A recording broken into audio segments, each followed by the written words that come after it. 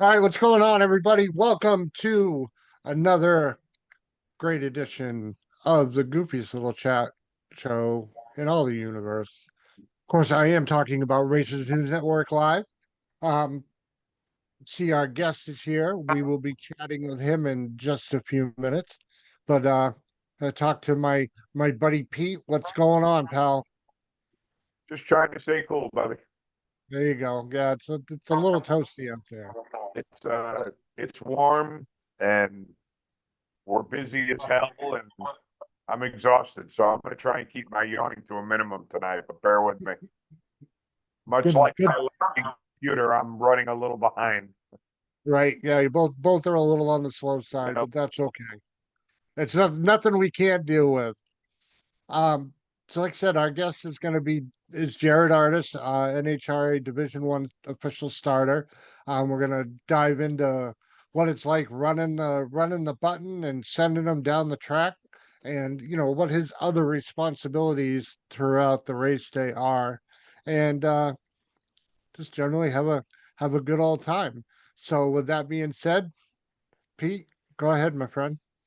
Jared, how are you this evening? I'm doing good. How about yourself there, Pete? I Coming to can't you. complain. We're hanging in there. Nice.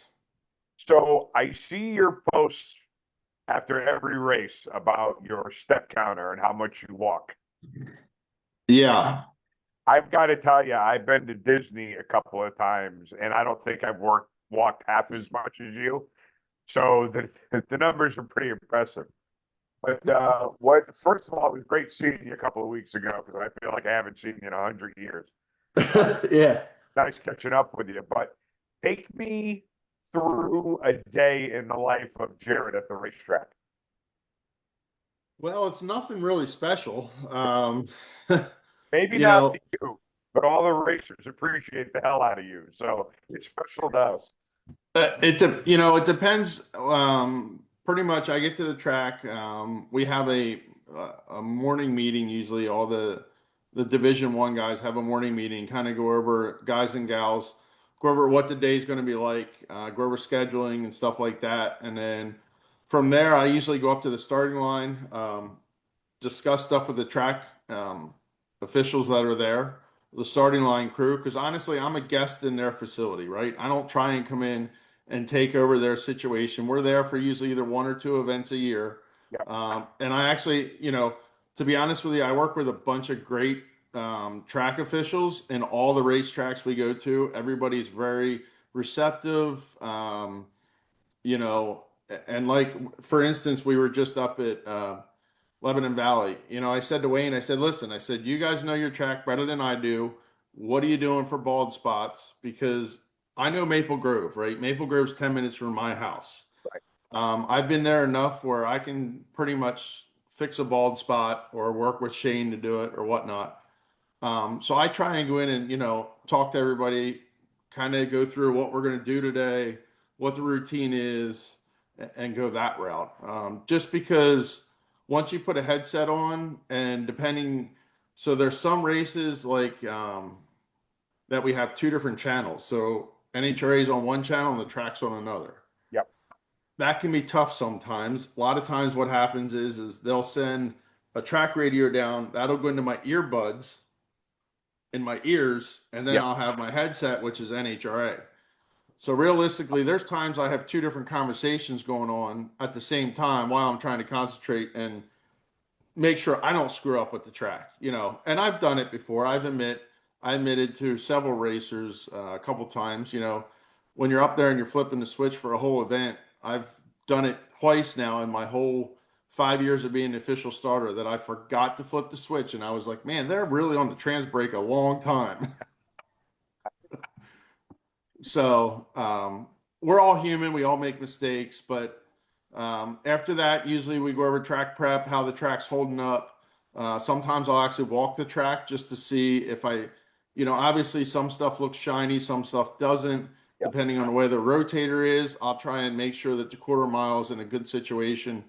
And actually, a lot of times, some of the other Division One staff will walk. Like I know Jim Bowen and I have made walks already, and Steve Rhodes and I and Mark, we all kind of make sure that that the track is up to the safety specs that it need to be.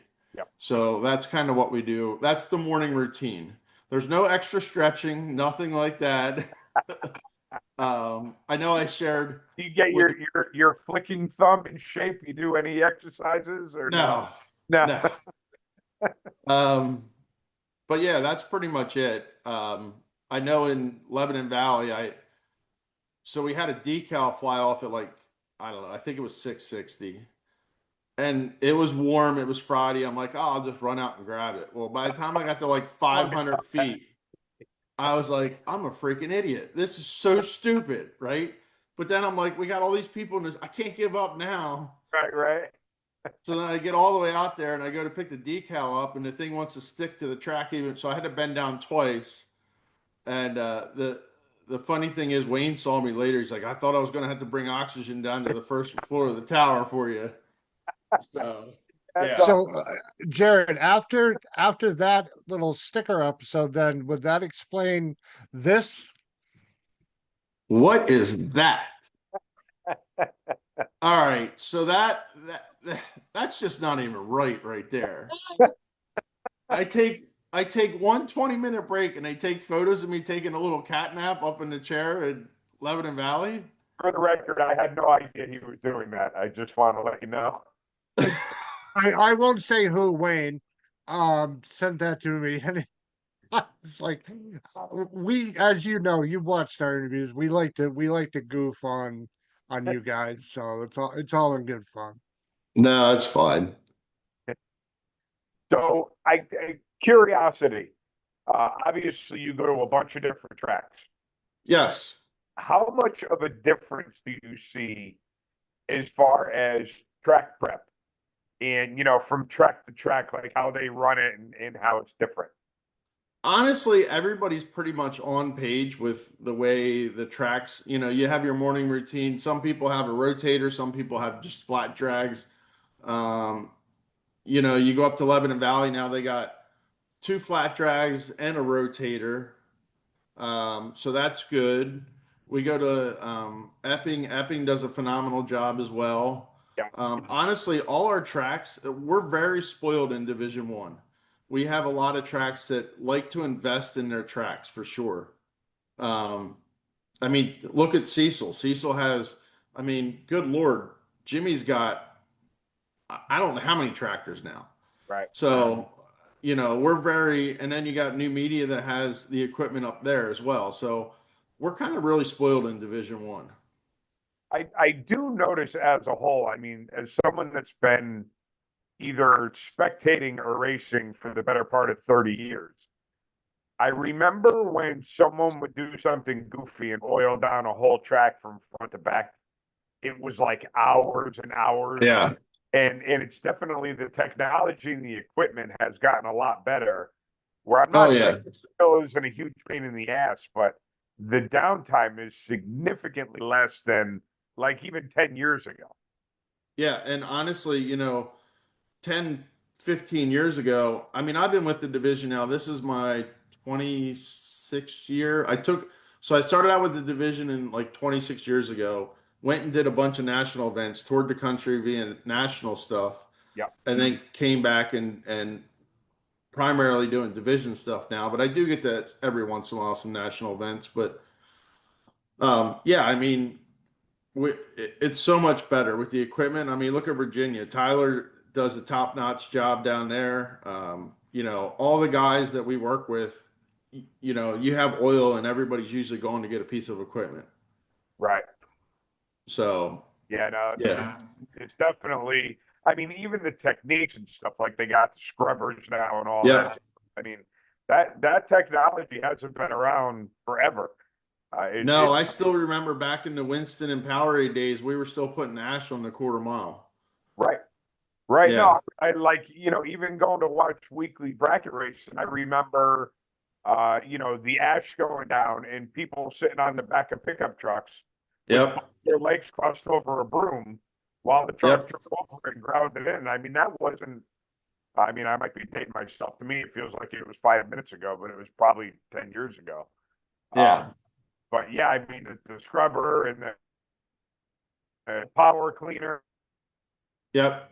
No, it's all, or it seems like when you go somewhere, there's always something new. yeah, it's pretty good to see how much. Yeah. So that you have some hot feet, and that's ready to take that nap. True that you at one point shot the top with a temperature gun to get a temperature reading. I did shoot the top of my foot. It was 117. Good. Oof. That's Yeah. that's a little on the warm side. Yeah, I couldn't figure out why my feet were so hot. I'm like, man, my feet are like cooking. Everything else on me felt great, except for my feet. I'm like, why are my feet so hot?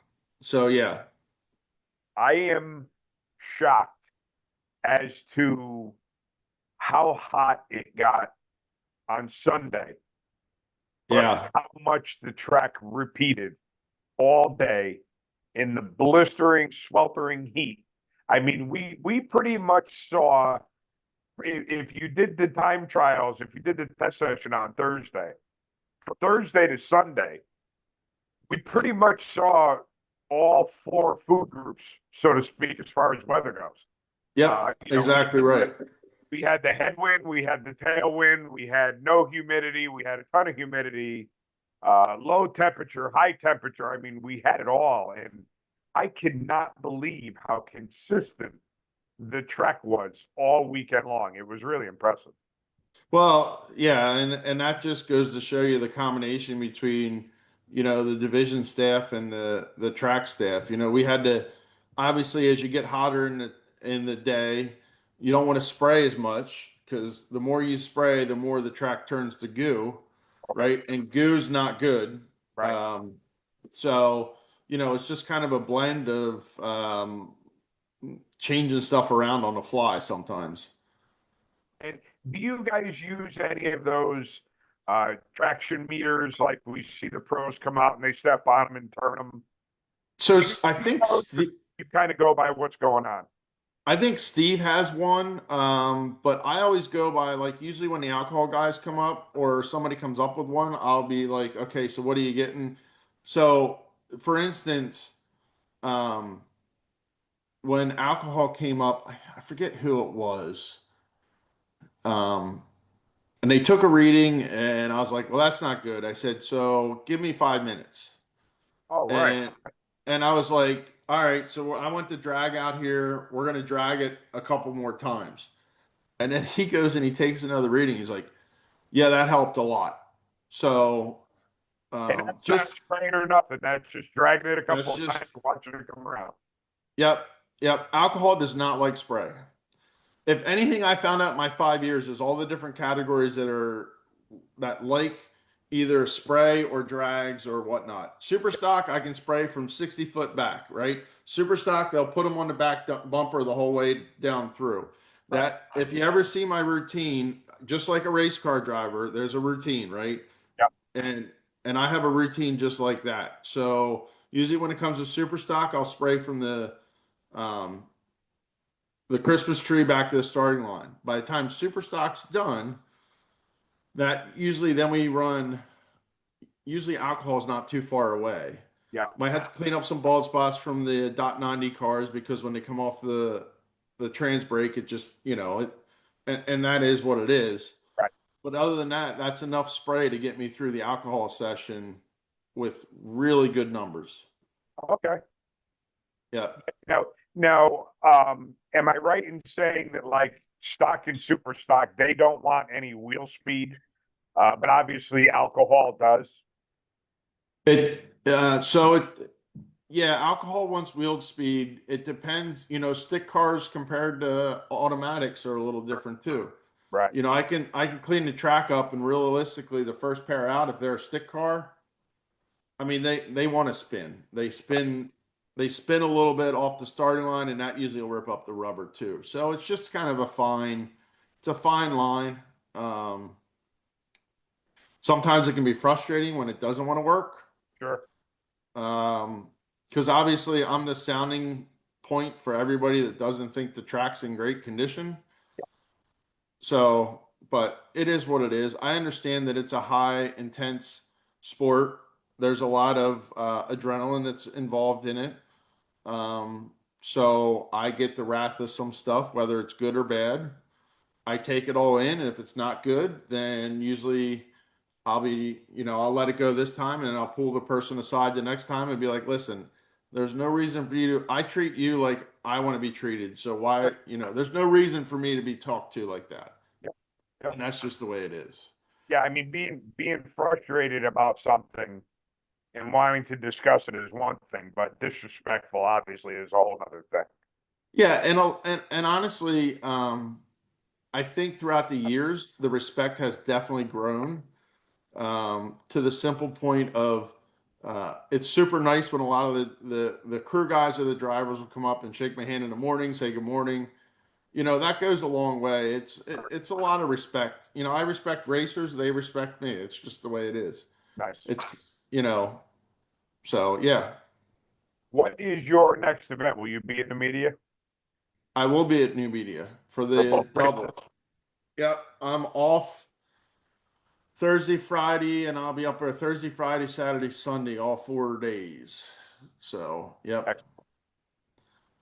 Now, So when you work at a national event, are you kind of giving up your normal duties of what you do at a divisional, or you do along the same lines? So it depends. So usually, if I show up in a national event as a division starter, Kenny, the national starter, usually will give me the alcohol sessions. I did four wide alcohol, four wide um, factory stock, showdown, and there was a couple other classes. But yeah, usually it's and if he takes a break or something, usually he kind of just says, "Hey, make sure you look over stuff and make sure everything's okay." Kind of one of them deals. And you know, Kenny and I get along really well, and it's just that's just how we roll. How Now, go ahead, Pete. I'm sorry. Um, how nerve-wracking is it to run the tree at a four wide event? Well, I never did it before until this year. Okay. So Kenny came up to me. He's like, "So you want to learn four wide?" I'm like, "Well, it can't be that hard. I mean, I can figure it out." He's like, "Well, the only thing you need to remember is if there's not four cars in the lanes, that you got to do a double throw to basically say that the fourth car, you're basically giving that one the red light, and then you're activating the tree." So, I have, a normal routine just like everybody else does when that happens. But I think the hardest thing with the four wide is you have two trees, right? You have your lanes one and two, and then you Yep. have lanes three and four. All right. Where at a regular event, I've got a tree right in front of me. Okay. So I can concentrate on that tree. At a four wide, I basically either got to look to the left or look to the right, but also look at peripheral vision because if somebody goes over the line and then tries to back up and restage, they're out. Right. So, like down at Charlotte, somebody did that in factory stock, and it's easier to let them stage and go through the whole routine and then just call it on the radio and say, "Hey, they're DQ'd. They went over the starting line more than once." Sure. So, yeah. It Yeah. sounds like there's a lot of stuff going on there. But it's not too bad. I had a lot of great mentors in my life. I still talk to Mike Couch, which is Buster Couch's son. Oh wow. We're really good friends. I worked with Rick Stewart for a couple years. Worked with Mark Lyle, and I were best friends. So Mark and I had many conversations about starting line procedures. Mike Giddings, Wayne O'Marshall down in Texas, and then Kenny and Brad and Jeff Shumway, Fuzzy. Yep. So I've had a lot of people that I've worked with over the years, including Carl. Carl was a great starter. He was my predecessor as a division starter, and so the deal was Carl was supposed to shadow me that year of 2020. We had many conversations to the point of I talked to him the week before he passed away. And then Dave Moon calls me up and says, "Well, I think I think he made your mind up already. You're going to be the division starter." So, yeah. So that's how long you've officially been the starter for, 5 years. Yes, this is my 5th year. Yep. Very cool. Excellent. Now, it's funny you mentioned Buster Couch because that kind of was part of my question. I'm going to ask is that everybody's seen the legendary burn down footage in Pro Stock Yep. with Buster running the tree. Have you had a burn down yet in your starting career? So I had one burn down, but I wouldn't even call it, nobody just wanted the stage. And it was, I want to say super comp. Um, it might have went a minute. It wasn't horrible. Um, an alcohol car, they want to get up there and start, they're only hurting themselves at that point. I mean, the block's heating up. The last thing we want to do though is oil the track down. But yeah, I haven't really had the Buster Couch Pro Stock burn down like he had. Fair enough. Yeah, I mean, you see, like in sportsman racing, their version of a burn down is a hell of a lot shorter than anything that you would see on the Yeah. pro. Yeah. Right. Right. So if someone in sportsman hung you out for 30 seconds, that would be like an eternity. Whereas, the famous ones, they're just getting warmed up at 30 seconds. Yeah.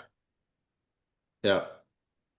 Good stuff. All right. So, Jared, I pretty much know what route you're going to take with this, but I got to put you on the hot seat. Okay. IHRA. Yep. Um, are you on I already know what the answer is going to be, but are you on the more the merrier, jump in the water's warm? Are you on the be loyal to who you've been racing with? Well, I think uh, as far as a racer or as far as Just like as a just I'll you give you know an example. Let's say instead of going to Namibia in a couple of weeks, I went to an IHRA event. Um, is it what the hell is he doing, or hey, have a good time. Let us know how it is. I say this, everybody makes decisions in their lives for a reason, whether it's for personal reason or work or whatnot, or um, geography on where they're at and Sure. whatnot. So, I mean, I can't control everything. So it kind of is what it is, I guess is my take on it. Um, but, and if they go there, I just hope they have a safe race. Right. Right. That's my whole thing is I just want to make sure everybody has fun and has a safe race. That's Did it. you see any footage from the race from last weekend? I saw some of it. Yeah, I watched a little bit of it. How do you think it went as far as did you get any feedback from anyone that you know that went there or what you observed? I mean, how do you think it went as a whole for their first race? Um, I, you know, I will tell you, I think the footage, the drone footage was pretty cool. Yeah, Um, but as far as anything else, I mean, I don't know. I kind of take everybody's opinions and kind of filter them out. And I kind of probably want to say at this point to try and stay as neutral as possible. sure. So, you know, I don't know. I mean, it seemed like they were treating everybody really well, and it seemed like, the race went pretty decent. So, um, I don't know. It's probably the same as like, yeah, I Yeah, don't know. I mean, like you wonder, like how everywhere there's a McDonald's, there's a Burger King, right? Yeah. And it's a fact that the more that you have, the more people it brings, and when a Burger King opens up next to a McDonald's, it doesn't hurt McDonald's sales. And you wonder if the IHRA, NHRA thing would be the same way as far as, them getting involved again and getting more people in the sport and just the sport itself getting bigger because Yeah. there's more places to do things. Well, and it gets the racing off the street and a That's the big, drag strip. yeah, that's probably one of the most important things. So yeah. Yeah, I mean, Yep. personally, I would rather see organizations pop up and giving people variety versus tracks closing and people going on the street. Yeah. Exactly. Excellent. So the bottom line is we don't have to worry about you leaving and going to be a starter for IHRA anytime soon. I don't think so. So what's the rest of your racing year look like for you? So I got new media. Then I think after that we go up to Epping, New Hampshire. I'll probably do Maple Grove national event just because that's an easy one. I get to sleep in my own bed for that one. There you go. And then I believe we go to Virginia, and then we finish off at Maple Grove for the Dutch again, which it's really scary to say that we're halfway through the season. Scary, isn't it? So yeah, I literally raced my first race 2 weeks ago, and we're already halfway through the season. yeah, but at least you did good. I mean, you went rounds. I did, yeah. No, I got lucky a little bit. I'll take it. I'll take But it. Just enough to make me make that dreadful ride to Namibia. It's the hook sunk in just enough to make me go out there. well, it's a double, so why not? And that's exactly why I'm doing it. It's because it's a double. So when I leave Namibia, I'll have no false thoughts of me being able to win a championship because it's 2 races in a row where I'll be able to show my true colors. Yeah, I'll go home with 10 more points that I went there with, and that'll be the end of it. yeah, So yeah, I'm going to go. I'm going to do the double in the media, and then I'm going to do New Hampshire, and yep.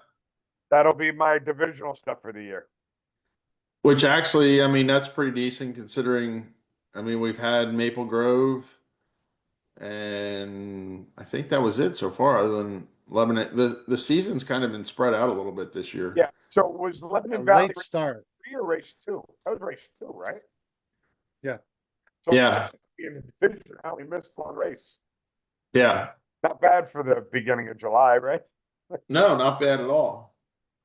I just hope the temperatures go down a little bit more for new media because Sunday was rough, and I'm a guy that likes the heat, but when I lost and I pulled over to my trailer and I looked at all the stuff that I had to put away, I was like, oh my God. yeah, Yeah, I guess it's a good problem to have. yeah. Awesome. Well, listen, Jared, thank you very much for taking the time to come on, giving us a little behind the scenes look at what it takes to be a starter. Very important to Chris, me, and I'm sure all the people tuning in to let you know how much we appreciate what you do. We wouldn't want anyone else up there flipping the switch for us. No, I appreciate it. It's nice to hear feedback sometimes, whether it is good or bad, but I've had a lot of positive feedback, which is really good. It's humbling for sure. I mean, the big thing is if you don't really know the people behind the scenes, it's okay. So he's a starter. I mean, I would like to talk to him, but he's busy, and I'm sure when he's not racing, the last thing he wants to do is talk about racing. So it's like with a lot of people that you work with, accessibility is huge. And Oh the yeah. fact that you can take the time and explain to us what it's like to do what you do, it's awesome. It gives us a lot of insight as to what it takes to make it happen. And Yeah, I the would. entire D1 crew is just a lot of fun to be around. Yeah, we do have a great crew. I know the band isn't always together all in one. We have a lot of fill-ins here and there, that people just can't make because of scheduling. But all in all, we do get along really well, and it kind of makes it does make it fun. It makes it enjoyable. And I don't know, you see the live feed every once in a while, and I'll give kind of Bob Bender. And I don't know that I even shared this with you guys, but Bob Bender and I have known each other since I was 8 years old. Oh, wow. So literally, you'll see Bob come up and just kind of stand for super stock with me, and we'll just, I'll keep one ear open, pull the headset up, and him and I will just be up there, chit chatting back and forth, just trying to catch up on life and everything else. And he's just a great guy. Yeah. I used to run ambulance with him years ago, so yeah. I got to tell you, it was an absolute blast watching all his Facebook updates of what he did in the spring, Yeah. doing his nationwide tour. It was friggin' awesome. It was great to watch. Yeah, I was calling him. I called him a couple times throughout the whole his whole journey across there, and just kind of keeping tallies on him and everything else. But yeah, you build that friendship in Division 1, and that's it's kind of cool. Even with even the alcohol teams, the Jackie and then the McPhillips team, and then you got um, the the uh, the Hartman Smith team. You kind of you build that rapport with guys and girls, and then they come up, they talk to you. It's just really nice. And Tom Yeah. Fox and all those guys, and then now you got Oshman out there as well. So it's just been kind of cool. I enjoy it. Did I tell my Jackie story last week when we were on, Chris? I don't think so. I know you told some, but I don't know which one you might be So, referring to. so I got a pretty cool Jackie story while I got you on here. I'm strapped in for 5th round. Oh, And, yes, you did. and I do not have my son with me because he wasn't there. I'm trying to do it by myself, which isn't a monumental task, but it was, it was enough. It was hot, whatever. Well, I got the person I'm running, Laura, in front of me. Her, and forgive me for not knowing, boyfriend, husband, I'm not sure what the relationship is, but he's helping her. And I am all strapped in. We're probably 30 seconds away from going. And I pop my door and I wave to him. And he comes over and he goes, "What's up?" I said, "Could you do me a huge favor and check the air in my tires?" Well, Jackie was behind my car because Taylor was running behind me. And Jackie said, "Pete, I'm standing here doing nothing. I'll do it for you." And she pops open the door and grabs my tire pressure gauge. And I look over and I go, "Check this shit out, right? The fastest person on the property is checking the air in my tires. That's kind of badass." So, but and like you said about Division 1, here's a guy that I'm getting ready to race his girlfriend slash wife, right? And Yeah. she's never made it this far in a divisional. And this guy would have held up the whole program to help me to race her. Oh yeah. And then you get the driver of a top alcohol team that jumps in to do it so that he doesn't have to. I mean, it's just like it's one big family, like you were saying, with the people that you work with. Oh, it's amazing. I mean, I've seen alcohol drivers step up and help juniors, and Yep. juniors, and they're the future of the sport. And then you see like, DJ Cox took a break this year. Obviously, he hasn't lost anything with driving by all Yeah, means. That I'd say. like so, but his family, even his mom, she just, she'll come up and she'll like, "Can I give you a hug?" And this, it's just it's all one family, and Yep. that's really what it is. You just kind of you go out there, and yeah, everybody's friends in the pit. You come out to the racetrack, is totally different. Just like I have a job to do. We're all friends, but I still have a job to do, and I can't take favoritism. So rules are rules, and that's all Sure. there is to it. And they all know that when we're done. Yep. You know, and, Yep. and I think, and that's part of the whole respect thing. And that's just, it's just amazing the way the camaraderie is among Division One, not only the racers, but employees as well. And could we talk for a second about how friggin' awesome Kevin Cook is? Kevin's a great guy. You know, Oh Kevin and my I, God, that guy, it's like if I go up into the lanes and I see that he's in there, it literally makes my day better. yeah, Just being able to see him and watching him do his thing, it literally makes my day better. him and I went to breakfast when he moved, when he was starting to look for a facility up here, a housing. Um, I actually work in Lidditz, PA, Yep. which is right near the airport. And he was kind of right there, and I'm like, "Hey, let's do breakfast." So him and I went out to breakfast. Awesome conversation, great guy. Yep. Now he is, if I remember correctly, and I might be wrong on this, but now he's a great grandfather. Oh, yes, he is, because he just had one. Yeah, just the other day, So yeah. Yep. you know, and I try and keep track of all the racers too, and all their wins, no matter where they are, and congratulate them because you know that's something special for them, and Sure it you is. know, it's you know, and I take the time during after an event to try and swing over to the winner circle and congratulate everybody because that's my time to actually socialize with people, believe it or Right. not. Right. And again, it's that whole accessibility thing. Yeah, yep.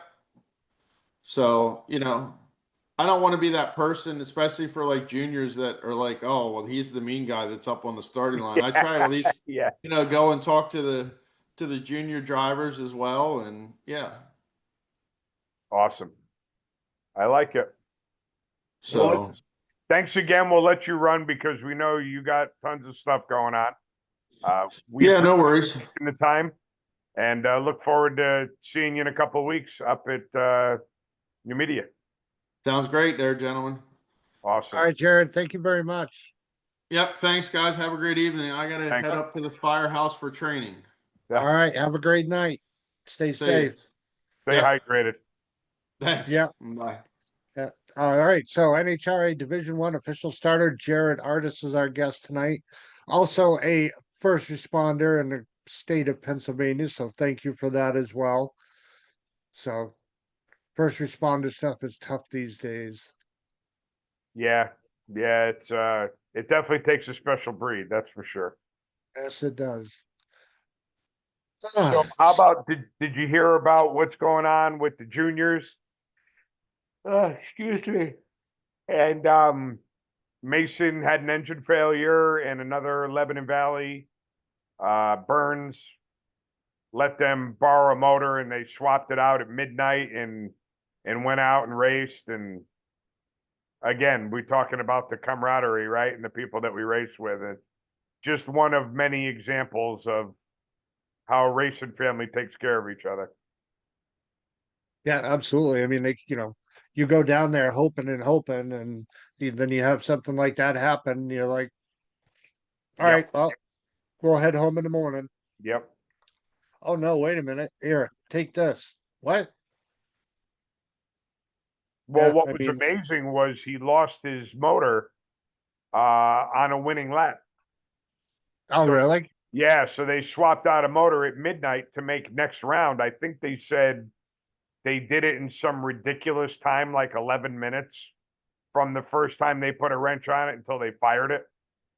Oh wow. And they were able to make the round 20 minutes later. Or I might be screwing up those time intervals a little bit, but it's pretty Still close. fairly impressive, Y'all nonetheless. very impressive. Yeah. I mean, it's the mechanical stuff is impressive at midnight, racing all day, all week, all whatever. But it's what impresses me more than anything is the amount of people that are just willing to help. Here's a motor. Let me give you a hand putting it in. This is what it should run in this car because don't forget, you put a new motor in a car, the kid's going out for fourth or fifth or whatever round it is. You got to kind of know what to dial, right? Different clutch, different gearing, different, who the hell knows? Right. So not only do they let them borrow the hardware, but then they got to put their heads together and make an educated guess of how it's going to perform. And it's just that to me is way more impressive than the nuts and bolts of it, you know? Oh, absolutely. Yeah, a lot of those junior kids can teach a lot of the adult racers a Oh, little bit of something about sportsmanship. me included, absolutely. Yep. So, but yeah, I mean, I've been following the updates. I remember now that of course you said it. I remember reading that. I think it was yesterday or last night. Yep. Um, I but think it happened at midnight last night, if I'm not mistaken. all right, so maybe it was this morning then. Yeah. So, but yeah, I mean, like I said, impressive stuff, and kudos to the kids and the families, like I said, for jumping in, all right, we're gonna get this done now. Right. Right. It's No, and no question. at every track on every race day, there's probably at least 2 or 3 stories of that same stuff happening. Yep. I mean, even at the divisional, Burns with the Monza, he lost a lifter, and he had, I mean, it was standing room only inside his trailer of people that were willing to help. I know when I got there, when we were tested. So when we got there Wednesday night, a good friend of mine, Al Owens, was over helping a friend of his get a throttle stop program going for his car because he didn't run throttle stop a lot. A guy in a Malibu. And that's just, I mean, the stories that, this weekend, my son had an issue with his fuel pressure regulator, and I wasn't up there. So I was able to call Ray Butler, and Ray went over to Mike Fitz and got him a gauge so that he could test pressure on a new regulator. And I mean, it's like I said, every track, every race day, there's probably a half a dozen stories like the ones we told tonight. And Oh, that's, absolutely. in my opinion, what makes Racing Family the best. Yep. I mean, the story is to sound completely cliche, old as time. You want to rip out your competitor's throat, but In yet if between. you lose and they win and Yep, they break something, you'll be running right over there to dive right absolutely. in and Yeah, help them fix it. Yep. yeah, So, no doubt. all right. So you asked Jared about his thoughts on the IHRA, Correct. that event this weekend. Let me ask you the same question. I mean, from what I saw, it looked like the people that were there loved it. Um, they definitely did some hospitality stuff that I don't know if IHRA is around 20 years from now and they got a lot more participants, if they would still be doing all the same stuff that they're doing now. I mean, when you have a grand opening is when your walls are painted the prettiest and your design is as nice as it's going to be and everything is clean. And I mean, not that I'm saying that um, NHRA is slacking or that IHRA will slack at some point, but um, it was impressive. But if it wasn't impressive, there would be serious issues because this is the time where you really have to try and impress the shit out of people. So Right. Right. I That thought that seems. Oh, go I ahead. thought Go the ahead. coming around with the water and the ice was a really nice touch. I guess they had a free meal or something. They had a cookout or a free meal or something. Yeah, I Uh, think they did a free breakfast and a free dinner yeah, for everybody. which again, I'm going to sound like a jerk when I say this, but it's a lot easier to do that for 75 people than it is 475 people. Right. Um, and if IHRA gets to the point where they have 500 people at an event, I don't know that they're going to be driving trailer to trailer, handing out ice and water and giving free meals, which I can't say as though I blame them, right? Oh, Um, absolutely. I think the amount of money, and I heard some people say some dollar amounts about what it took to get this whole event off the ground. And the fact that one person is willing to put that kind of money into something like this is like incredibly impressive. So I hope that it brings more people out of the woodwork, and I hope that NHRA's numbers don't suffer, and I hope that IHRA's numbers get bigger, better. And everyone just races and has a good time, and no one suffers because of it. Everyone just flourishes and makes money and has a good time. Um, yeah, absolutely. I mean, I watched some of it. I went back and forth on it, and it seemed to be good racing. I will admit that I really, really liked the live stream they had going Yep. on. Yep. I hate So to say now it, but it's I the think the color and the stuff, the well, sound quality was so good. so here's the thing, right? Like I kept looking at the live stream going, man, this is impressive. It would be nice if D1's show looked like that.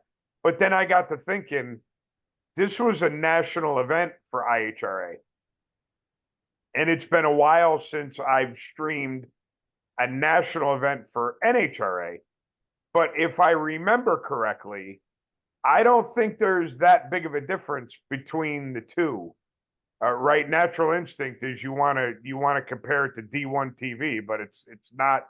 It's like comparing apples Apples and to oranges, pancakes. It's just not the same thing.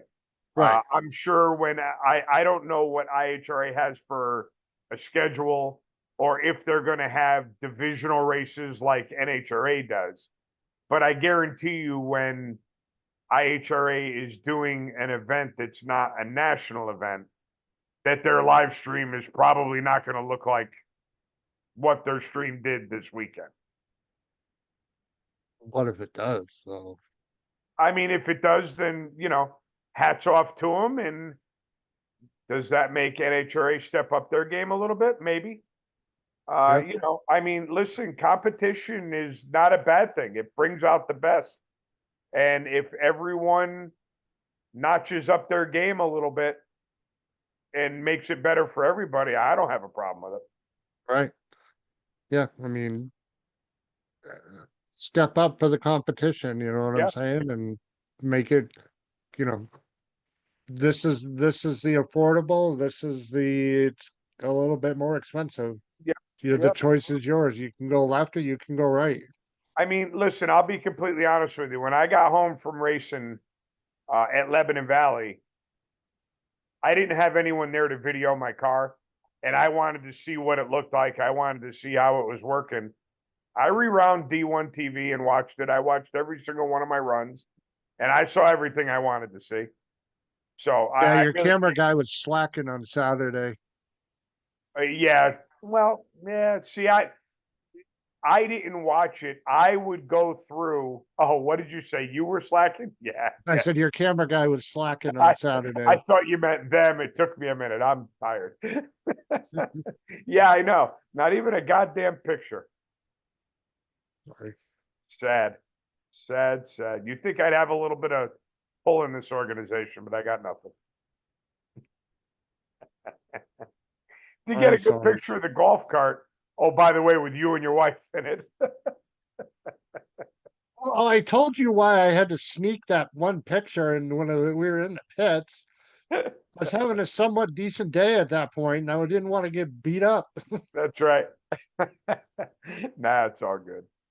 But yeah, I mean, it's you know what?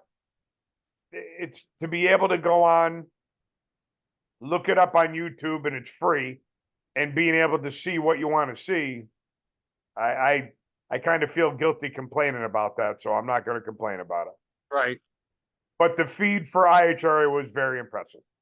Right. And for like you said, for their national style event, Right. and it was a free feed. Yep. I thought the announcers were cool. I didn't mind listening to them. Knowledgeable, they enlightened you as to what was going on when it was happening, because a lot of the names I didn't know, for obvious reasons. And it was nice that they talked about him a little bit and were descriptive about who won, who was in what lane, so that you could kind of pay attention to it. And yeah, no, I liked it. Yep. And Division 1 racers had a good turnout with obviously Jackie taking top alcohol dragster, Yeah, Steve Camella in his Hemi Challenge car taking home that money. yep. So Yeah, no, it was cool. It was, I don't know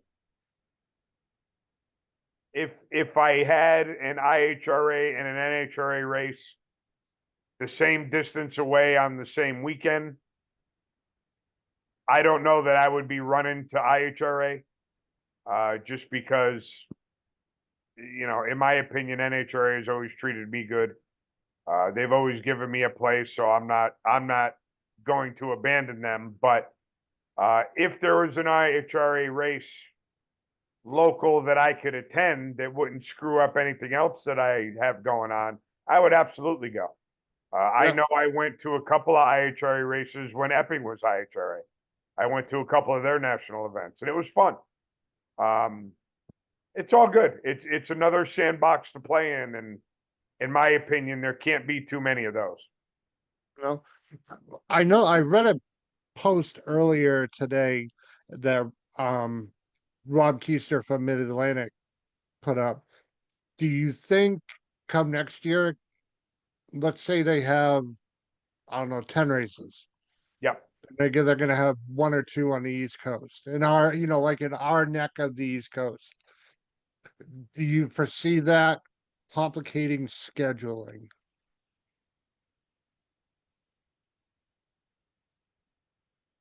I'm gonna say yes, and the only reason why I'm gonna say yes is because I never knew what went into scheduling until we started having Rob on the show and he talked about it. Yeah. Because what the hell do we know?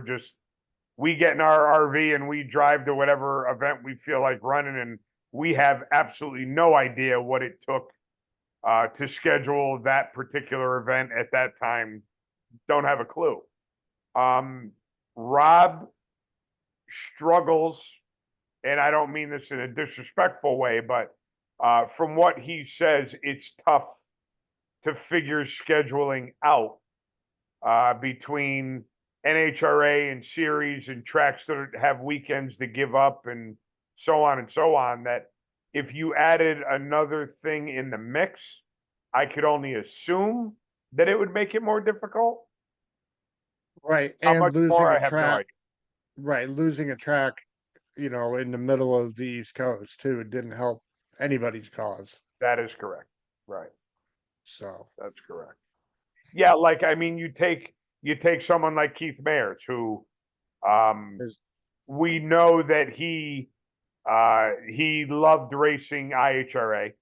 yeah. Now, I have no idea because he's been so successful in NHRA, if he would want to go back and at least, one or two a year type thing. But if something came local, if there was some overlap, what would someone like him pick? What would someone like me pick? Who would you pick to go watch? You know what I'm saying? It's like, yeah, it could get a little crazy. Complete squirrel moment. You say you bringing up Keith's name. How cool was that? I mean, not that it was cool that he had motor problems, but that he was able to stay in the Bristol race, Yeah, but yet leave, go home, fix whatever the problem was with the yeah, car, go back and clean the house. I know. It's the guy is just he's like there's always racers that, especially on the local level, right? You got the Pete Biondos and the Dan Fletchers and the people that when you're a kid and you're not racing yet, but you're paying attention to the scene and you're hearing these names that are just like almost superhuman. If you're mentioning those names and you don't mention Keith's, you're doing yourself an injustice, because he is unbelievable. He's the most humble friggin' guy in the world. You could sit there and have fun with him on Facebook, bullshit with him in person. It just and talent and equipment are just he's unbelievable. Yeah. I mean, Yeah. I could literally say if I had 20% of the success that he's had, I would consider my career a success in racing. 20% I'd be happy with. you could walk away a happy guy. Oh my God. I'm walking away a happy camper now. I've got a couple of gold men. I'm happy, right? My family loves it. I've gotten a bunch of support from it. I'm good. I went 5 rounds at Lebanon Valley this weekend. If my tires went flat and I couldn't race the rest of the year, I'm good. But yeah, I mean, the dude is he's a complete badass. Absolutely. Very cool. Jared just posted, thank you for having me on. Have a great evening, Jared. Thank you so much for your time. We really appreciate it. Yeah, like I said, it's, he doesn't think it's that big of a deal because it just comes natural to him. But much like Wayne with Lebanon Valley, the accessibility and wanting to run things by you and talking to them and getting the behind the scenes stuff, it makes all the difference in the world to a lot of people, and they probably don't even realize it because it comes natural to them. But it's pretty cool to be able to witness what they're willing to bring to the table, just so that we Oh, can learn. absolutely. Yep. You know, Wayne may have the reputation of being gruff and grumpy and whatever, but if you have a question, you should never ever be afraid to go up and ask him because No, not at all. he'll be the coolest person to you. And the more you get to know him, the more you realize that at one point when I really didn't know him very well, gruff and grumpy probably would have fit. Now that I know what I know, just from working with him with Scotty's races and stuff and just getting to know him better, he's a businessman. Yep. And when it's time to run the business, he runs the business. And when it's time to shut the business down and relax, he'll be the first one to grab a beer and come over and talk to you. Yep. He literally sent me a text on Monday after the divisional that said, "Good job racing this weekend. I'm sorry I didn't get a chance to catch up with you. It was crazy. Make sure the next time you come up, you come find me." And I'm nobody special. He probably sends 10 of those texts out every Monday. Right. And that's the cool thing about it is, it's just genuine and accessibility. And that goes a long way when you're picking where you want to go race and who you want to spend your time and money with. Oh, absolutely. I mean, I took Tanya up in the tower and introduced her to everybody, and he wasn't up there yet. He was off doing Wayne things. Queen stuff, yeah. Yeah, and as we were getting ready to leave, he walked in the door and he stops, he looks at me, and he gets that big smile on his face that he gets. Yep. And I looked at my wife and I'm like, oh, here we go. Yeah. Round one. Yeah, here come the comments. And he just looked at me, he walked over, put his hand on my shoulder, he's like, he goes, it's really great to see you. That's awesome. Yeah. And you could tell it was sincere, Sincere, you know. right. And but yeah, all around, not just Wayne, but again, most Yep. of the people at Division 1, you can walk up and say, "Hey, is the sky blue or purple today?" Yeah. Yeah, And they'll right. tell you. You Right. know what I mean? And it won't be who's this idiot? Yep. Yep. So before we leave, I got a funny Wayne story for you, seeing as how I'm on a roll with telling stories.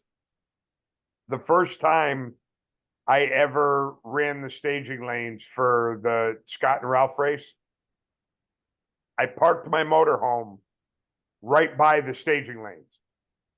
So it was like the road that goes across and then the staging lanes go this way.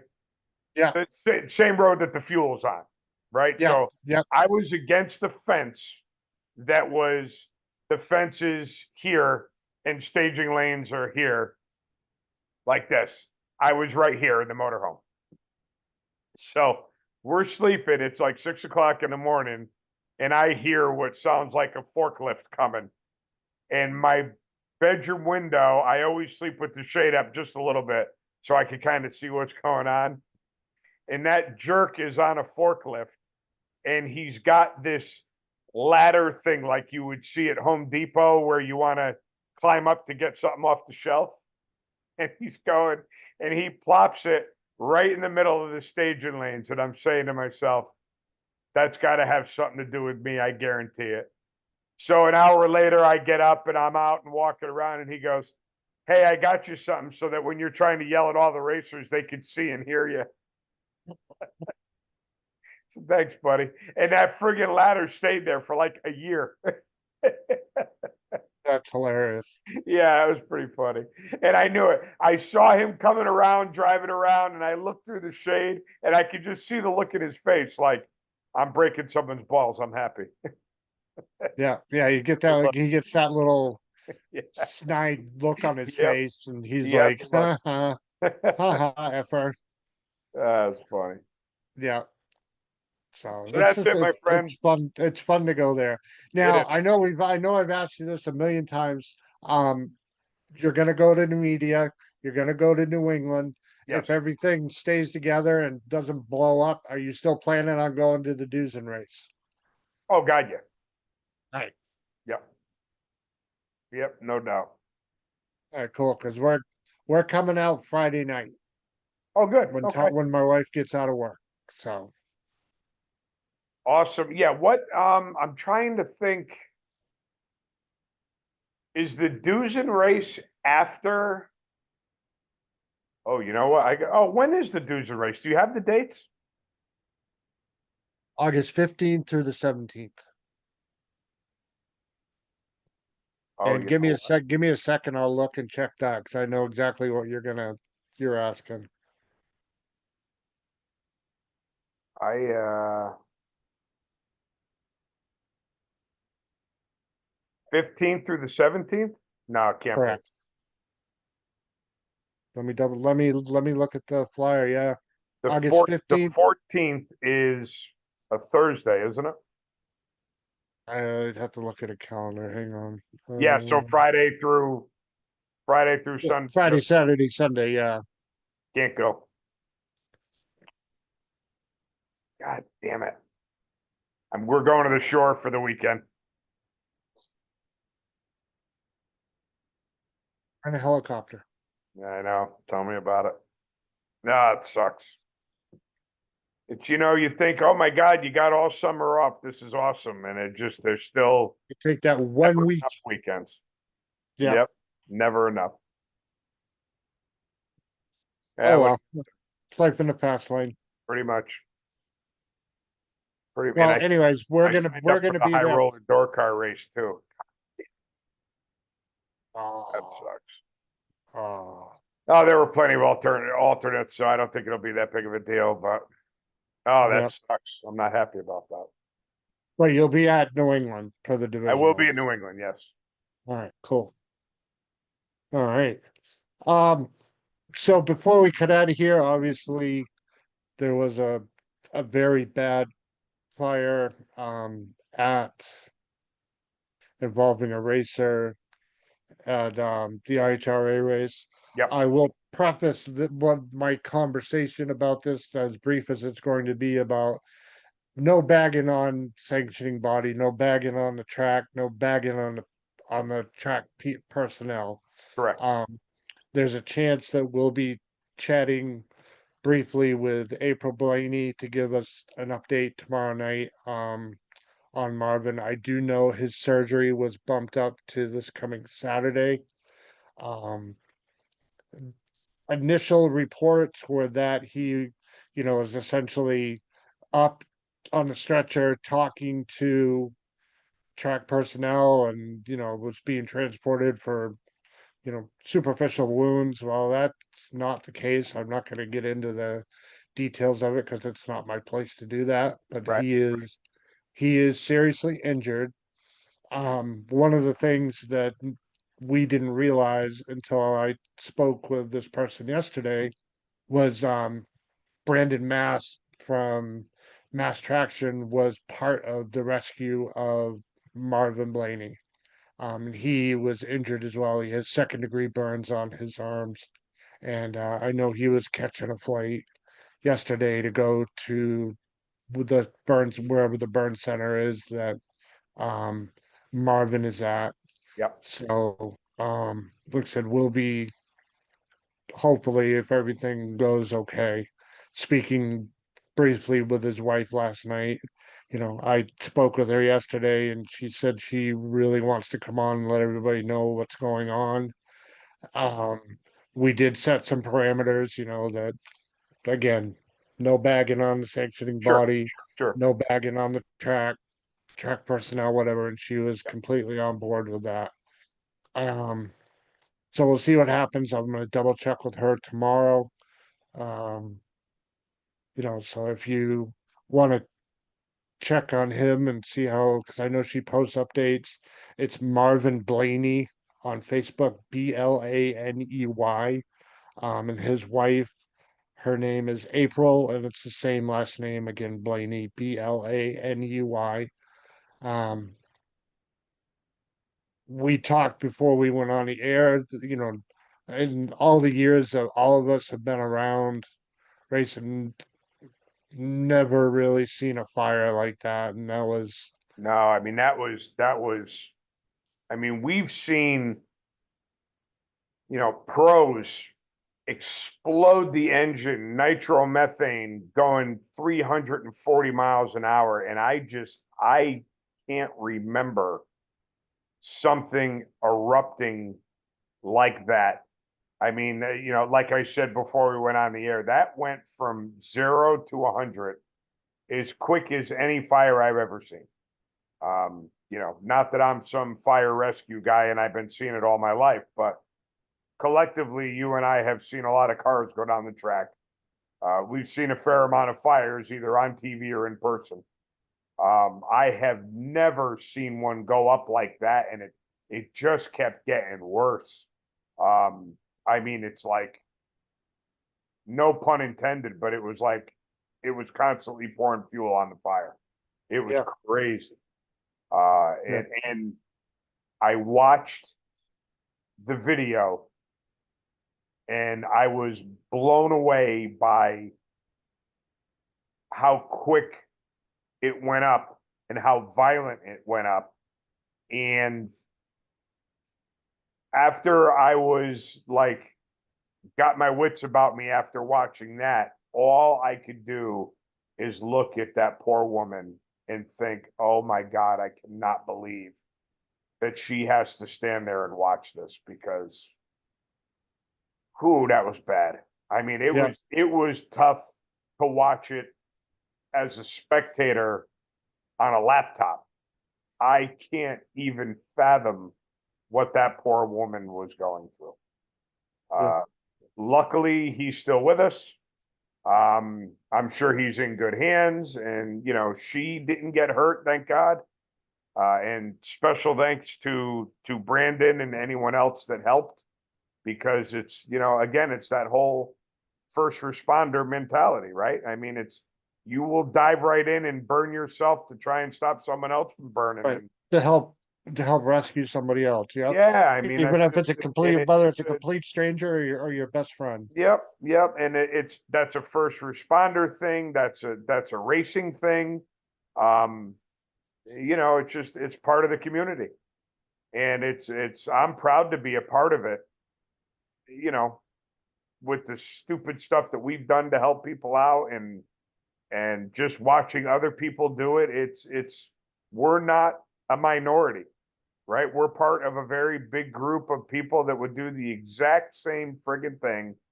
99% of them would do it just like anybody else. And Yep. that's one of the things I genuinely love about the sport.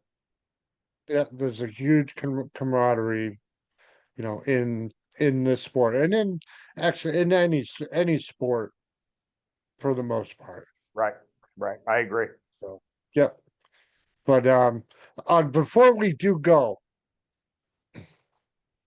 on our Facebook page, the Yes. Racers News Network Live Facebook page, we are going to make this a sticker because this is, I know I've said this before, but this is probably the greatest thing ever I have seen that will just make you chuckle. 51,000 people have seen it. I Drag racing. yeah, Dot, I dot, think dot. I know. Because dying rich is dumb. That's right. That's so true. But we're gonna make that into a sticker. Between It's that, kind of and like it's I'm like how the spending my t-shirt, kid's inheritance. right?